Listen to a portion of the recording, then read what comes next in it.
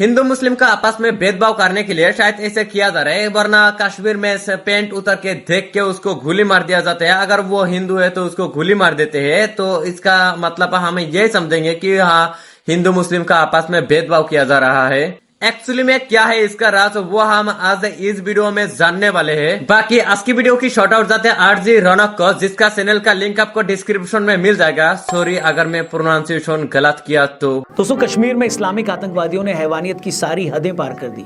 मंगलवार 22 अप्रैल की दोपहर कश्मीर के पहलगाम की बैसारन वैली में देश भर से आए टूरिस्ट जब अपनी फैमिली के साथ एंजॉय कर रहे थे, इन जिहादियों ने उन पर हमला कर दिया। लोगों को मारने से पहले उनके नाम पूछे गए, कपड़े उतार कर उनकी मजहबी पहचान चेक की गई, और जब ये कंफर्म हो गया कि सामने वाला मुसलमान नहीं है, फिर उन्हें भून दिया गया। जिस वक्त मैं ये वीडियो रिकॉर्ड कर रहा हूं, तब तक 26 बेगुनाह टूरिस्ट अपनी जान गंवा चुके हैं। मरने वालों में महाराष्ट्र से लेकर गुजरात, कर्नाटक, उड़ीसा, उत्तर प्रदेश, हर स्टेट का नागरिक है दोस्तों। मतलब आप चाहे किसी भी स्टेट के क्यों ना हो, कोई भी जबान क्यों ना बोलते हो, आप चाहे किसी भी पार्टी को सपोर्ट क्यों ना करते हो, आपकी कोई भी जाति क्यों ना हो, उन्हें इस बात से कोई फर्क नहीं पड़ता। मारने वालों के लिए आप सिर्फ हिंदू हो, और एक बार फिर ये बात साबित हो गई। मेरा पति साइड में था, एक इंसान आया, उसने उसको गोली मार दी। यहाँ पे उसने बोला कि ये शायद मुस्लिम नहीं है, उसने उसको गोली मार दी। कश्मीर से जो तस्वीरें आ रही हैं वो देखकर कलेजा फटा जा रहा है देश के हर एक नागरिक का। एक शख्स बीच मैदान में बेसुध पड़ा है, उसके बगल में उसकी बीवी बैठी है। एक औरत जो कुछ देर पहले शिकारे में डल लेक घूमते हुए कश्मीर की तारीफ कर रही है, अगले पल उसके पति को भून दिया जाता है। जो लोग अपने बच्चों के साथ घोड़ों पर वैली के नज़ारे की सैर कर रहे थे, उन्हें वहीं पर खत्म कर दिया गया उनके बच्चों के सामने। हर हिंदुस्तानी की तरह मेरे मन में भी बहुत गुस्सा है, समझ नहीं आ पा रहा है क्या कहूँ क्या नहीं कहूँ। गुस्सा तो मेरा मन में भी है, लेकिन मैं कुछ बोल नहीं पाता हूँ क्योंकि मेरा जो मैनेजर है उसने मना किया। क्योंकि इससे पहले मैंने एक वीडियो में मैंने सरकार को किसी तरह ने सरकार को मैंने गाली दिया था, उसके बाद से मुझे मेरा मैनेजर मना किया है। मतलब वीडियो शूट करने से पहले मेरा मैनेजर मुझे ये वार्निंग देते हैं कि किसी सरकार को गाली मत देना। मतलब मेरा दिमाग सब खराब हो जाते हैं। लिटरली बताओ, सरकार क्या मेरा बाप भी सामने आए तो भी मैं उसको मतलब कोई नहीं देखता हूँ कि सामने कौन है। मतलब जो भी हो जाए मैं सच सच बता देता हूँ। मतलब कोई फिल्टर नहीं है मेरा मुंह में। समझ में नहीं आ रहा है कि इस हमले के लिए उन पाकिस्तानी या लोकल आतंकियों को कोसूं जिन्होंने उन लोगों को, मासूमों को मारा, या सरकार को कोसूं जो अपने ही लोगों को सिक्योरिटी नहीं दे पाई। लेकिन मैं दावे से कह सकता हूं दोस्तों कि भारत दुनिया में शायद इकलौता ऐसा देश होगा जहां की मेजॉरिटी पॉपुलेशन को उसी के एक राज्य में सिर्फ उसके धर्म की वजह से कत्ल कर दिया जाता है। क्या आप कल्पना कर सकते हो, इमेजिन कर सकते हो कि पाकिस्तान या बांग्लादेश में किसी मुस्लिम को इसलिए मार दिया जाए क्योंकि वो मुस्लिम है, या अमेरिका या ब्रिटेन के किसी स्टेट में किसी क्रिश्चियन को सिर्फ इसीलिए मार दिया जाए क्योंकि वो क्रिश्चियन है। लेकिन अफसोस, पूरी दुनिया में भारत ही एक ऐसा देश है जो हिंदू मेजॉरिटी है। बावजूद इसके उसी के एक स्टेट में हिंदुओं को उनके धर्म की वजह से कत्ल कर दिया जाता है। इसके बावजूद नैरेटिव क्या बनाया जाता है कि हिंदू तो ऑपरेसर है, अपने देश में माइनॉरिटी को दबा रहा है। ये तो इस्लामोफोबिया हो गया इनको। हद है यार। जिस बंदे ने मेरे पति को मारा ना, वो वही जा रहा था। मैंने उसे बोला मुझे भी मारो, मेरे सन में भी बोला, तो उसने हमें नहीं मारा, उसने बोला मोदी को बोलो। पहलगाम में हिंदू टूरिस्टों पर किया हमला कोई साधारण हमला नहीं है, न ही कोई आखिरी हमला है। आपको याद होगा पिछले साल जून में नरेंद्र मोदी जब तीसरी बार प्रधानमंत्री पद की शपथ लेने वाले थे, तो उससे 1 घंटा पहले जम्मू कश्मीर के रियासी में आतंकियों ने कटरा जा रही एक बस पर हमला कर दिया था। हमला करने वाले ऊपर से किसी ने गोली मारा था, ड्राइवर और कंडक्टर पर गोलियां चलाई, और दूसरा आतंकवादी किसी ऊंची जगह से बस में बैठे लोगों पर गोलियां चलाने लगा। गोली लगने के बाद ड्राइवर ने बस पर कंट्रोल खो दिया, बस 50 फीट गहरे गड्ढे में गिरी, 11 लोग मर गए।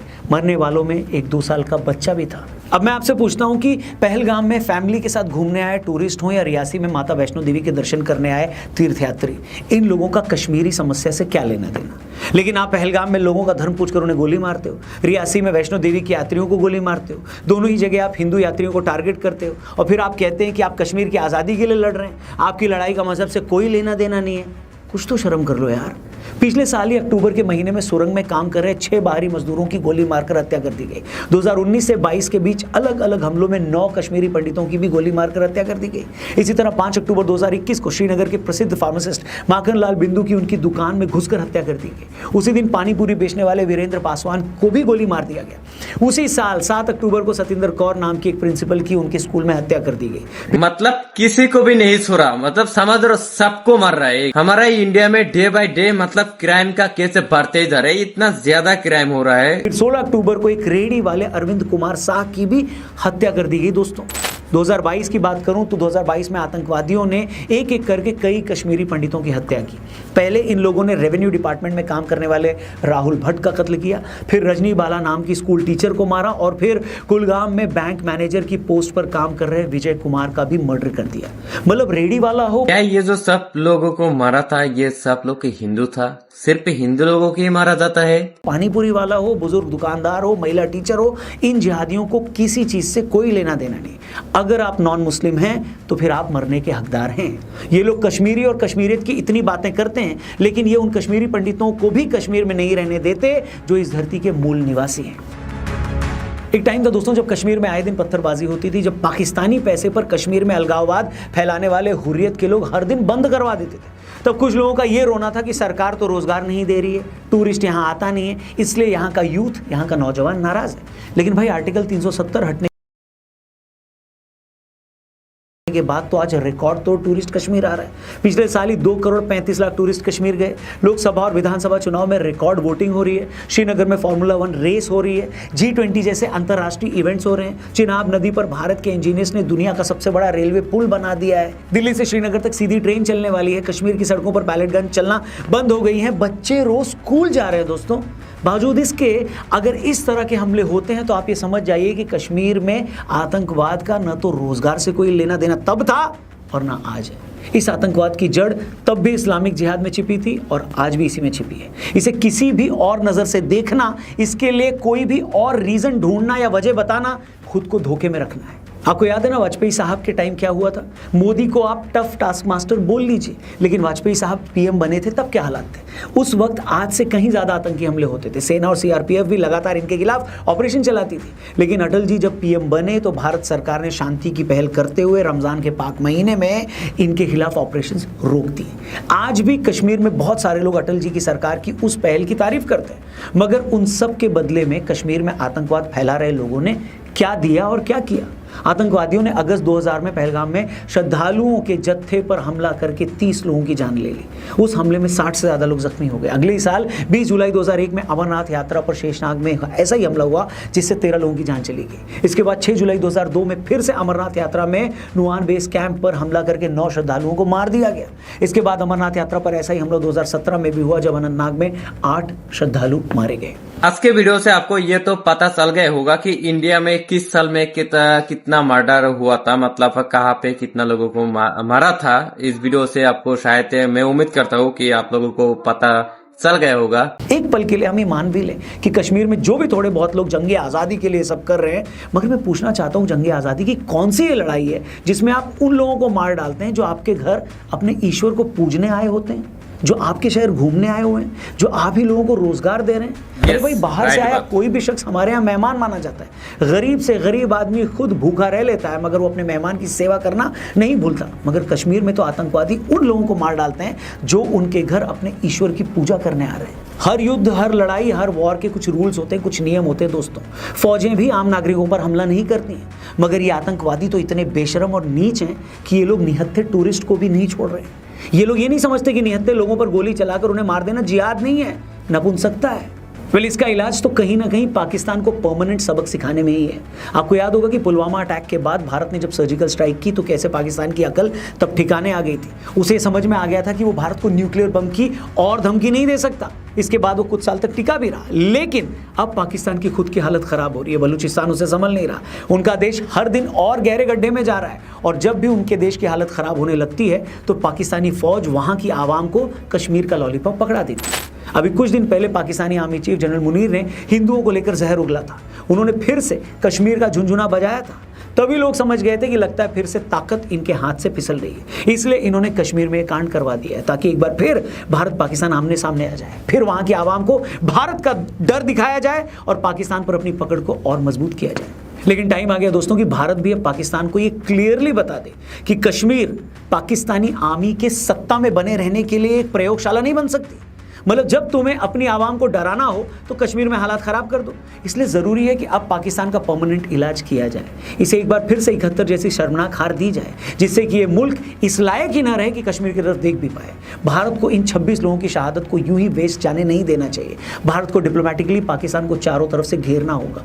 जो देश पाकिस्तान को फंडिंग देते हैं, जो उसे हथियार सप्लाई करते हैं, जो उसके खिलाफ होने वाले रेजोल्यूशंस पर चुप रहते हैं, उन सबको भारत को आईना दिखाना पड़ेगा। यूएन में, G20 में, ब्रिक्स में, हर इंटरनेशनल प्लेटफॉर्म पर पाकिस्तान का आतंकी चेहरा बेनकाब करना ही होगा। और सबसे इंपॉर्टेंट बात दोस्तों कि हमें अपने देश के अंदर बैठे उन लोगों को भी पहचानना होगा जो ऐसे आतंकवाद के लिए जमीन तैयार करते हैं। वो जो कश्मीर के आतंकवाद को आजादी की लड़ाई कहते हैं, वो जो आतंकियों की मौत पर जुलूस निकालते हैं, वो जो पत्थरबाजों को मासूम बताते हैं, ऐसे लोगों से अब कोई भी नरमी नहीं होनी चाहिए। ये लोग जहर बोते हैं और फिर मासूमों की लाशें गिरती हैं। हमें ये भी समझना होगा कि आतंकवाद से लड़ाई सिर्फ फौज की लड़ाई नहीं होती है, ये हर हिंदुस्तानी की लड़ाई है। जब तक देश के हर नागरिक को इस बात का एहसास नहीं होगा, तब तक कोई भी सरकार, कोई भी सेना, कोई भी सर्जिकल स्ट्राइक आतंकवाद का जड़ से खात्मा नहीं कर सकती। ये लड़ाई एक विचारधारा से है जो इंसान की जान को मजहब के तराजू में तौलती है, जो ये मानती है कि अगर सामने वाला मेरे धर्म का नहीं है तो उसकी जान की कोई कीमत नहीं है। इस आइडियोलॉजी से निपटने के लिए न सिर्फ बंदूकें चाहिए बल्कि एक जागा हुआ समाज भी चाहिए। यही टाइम है कि पीओके की प्रॉब्लम का परमानेंट इलाज कर ही दिया जाए। वैसे भी कुछ दिन पहले जयशंकर साहब ने कहा था कि कश्मीर समस्या में बस एक ही चीज होना बाकी है और वो है पीओके का भारत में मिलना। मेरी सरकार से हर हिंदुस्तानी की तरह यही गुजारिश है कि इस बार इस इस्लामिक आतंकवाद का परमानेंट इलाज कर दिया जाए, क्योंकि किसी भी देश के लिए इससे ज़्यादा शर्म की बात कुछ और हो ही नहीं सकती कि अगर उसी के नागरिक अपने ही देश में आज़ादी से घूम न पाए। मतलब अगर हम इंडियन होके कोरियन घूमने जाए तो वो एक प्रॉब्लम है, लेकिन अगर हम इंडियन होके इंडिया में ही घूमे तो भी प्रॉब्लम है। उससे ज्यादा दुख की बात कुछ नहीं हो सकती अगर उसी के मेजॉरिटी लोग अपने ही देश में अपने धर्म की वजह से मारे जाए। बस बहुत हुआ, अब ये सब रुकना चाहिए। एंड में बस यही कहूंगा दोस्तों कि कश्मीर में जो हुआ है वो सिर्फ एक हादसा नहीं है, वो एक चेतावनी है। एक बार फिर पूरे देश को यह बता दिया गया है कि जिहादियों के लिए कोई भी हिंदू, कोई भी गैर मुस्लिम सिर्फ एक टारगेट है। अब हमें यह तय करना है कि हम कब तक इस चेतावनी को इग्नोर करते रहेंगे। यही था आज के वीडियो देख कर आई होप कि आपको ये समझ आया होगा कि ये सब सिर्फ हिंदू और मुसलमानों के आपस में मतलब भेदभाव किया जा रहा है। बाकी आज के वीडियो में बस इतना ही था। मैं मिलता हूँ नेक्स्ट वीडियो के साथ, तब तक के लिए वेट करो। Thank you so much guys.